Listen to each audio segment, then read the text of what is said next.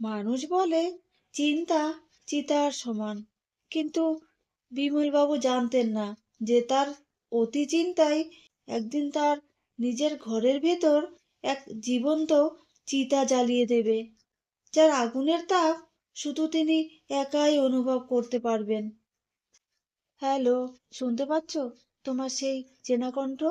আমি অসীমা, আর তুমি শুনছো স্বপ্নদর সত্যি। তুমি কেমন আছো? আশা করি তুমিও তোমার পরিবারের সবাই ভালো আছো। আমিও ভালো আছি।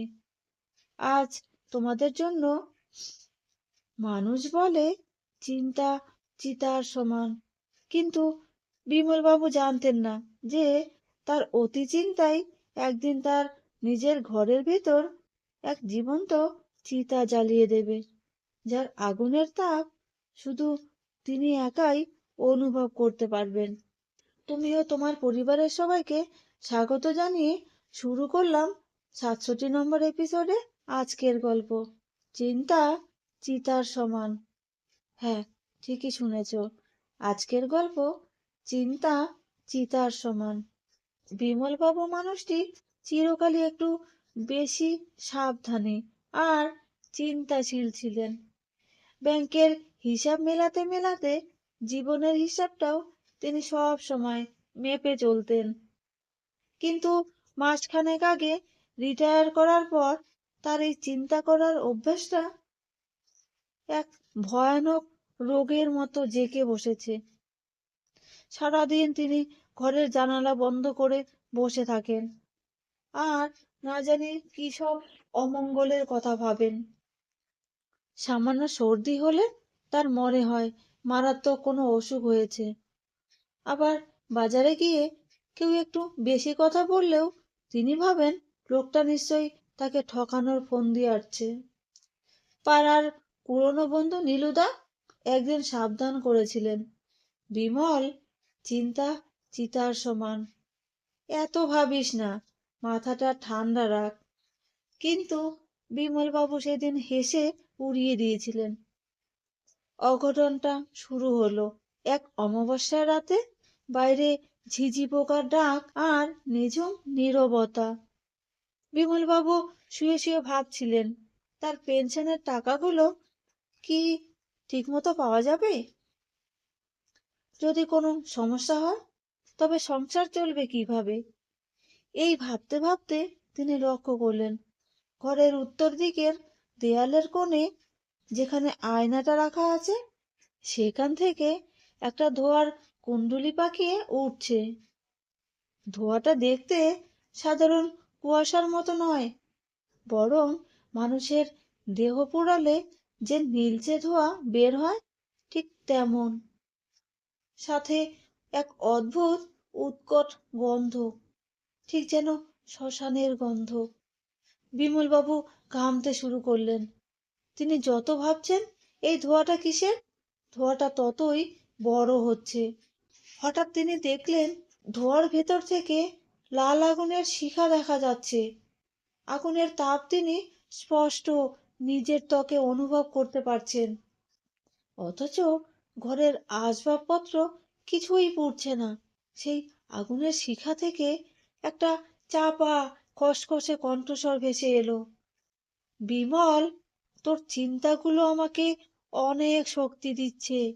আমি তোর সেই চিতা, যা তুই নিজেই প্রতিদিন একটু একটু করে জ্বালাচ্ছিস।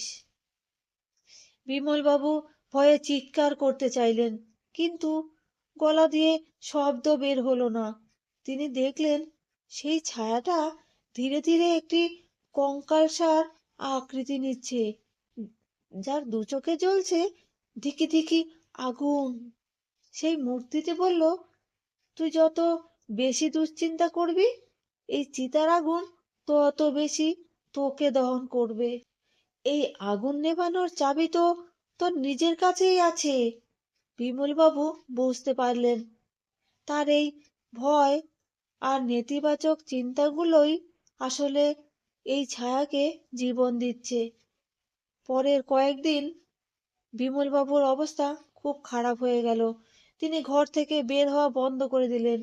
যে কেউ তার সাথে দেখা করতে এলে তিনি শুধু বিড়বিড় করে বলতেন, ওরা আসছে, আগুন আসছে। নীলুদা একদিন জোর করে ঘরে ঢুকে দেখলেন বিমলবাবুর গায়ের চামড়া যেন সত্যি পুড়ে যাওয়ার মতো ফ্যাকাশে আর খসখসে হয়ে গেছে। নীলুদা তার কাঁধে হাত দিয়ে বললেন, বিমল, মনটাকে শান্ত কর, যা হবে দেখা যাবে, এই মন্ত্রে বিশ্বাস কর, জীবনকে উপভোগ করতে শেখ, না হলে এই অহেতুক চিন্তাই তোকে জীবন্ত পুড়িয়ে মারবে।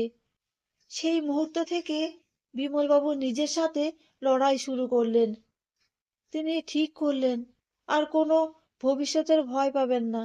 প্রতিদিন সকালে তিনি পার্কে হাঁটতে যাওয়া শুরু করলেন, মানুষের সাথে প্রাণ খুলে হাসাহাসি করলেন। আশ্চর্যজনকভাবে দেখা গেল তিনি যত বেশি হাসিখুশি থাকতে লাগলেন, সেই ঘরের কোণে নীলচে ধোঁয়া আর আগুনের উত্তাপ ততই মিলিয়ে যেতে লাগলো।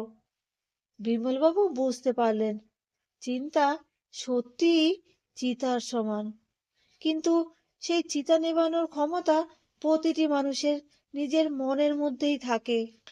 আজ তিনি শান্ত, তার ঘরের সেই কোণটিও এখন একদম পরিষ্কার।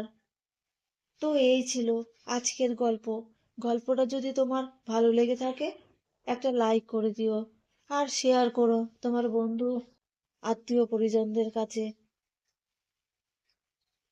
আর কমেন্টে জানিও কেমন লাগলো গল্পটা। তোমার একটা কমেন্টই আমাকে পরের গল্প বলতে সাহস দেয়। আর একটা কথা, তুমি যদি এই চ্যানেলে নতুন হয়ে থাকো তাহলে স্বপ্নটা সত্যি চ্যানেলটা সাবস্ক্রাইব করে পাশে থেকো। আর যদি তুমি আমার পুরনো বন্ধু হয়ে থাকো তাহলে তোমাকে অসংখ্য ধন্যবাদ। আমি অসীমা, আবার ফিরে আসবো নতুন একটি গল্প নিয়ে। তোমরা ভালো থেকো, সুস্থ থেকো। শুভরাত্রি।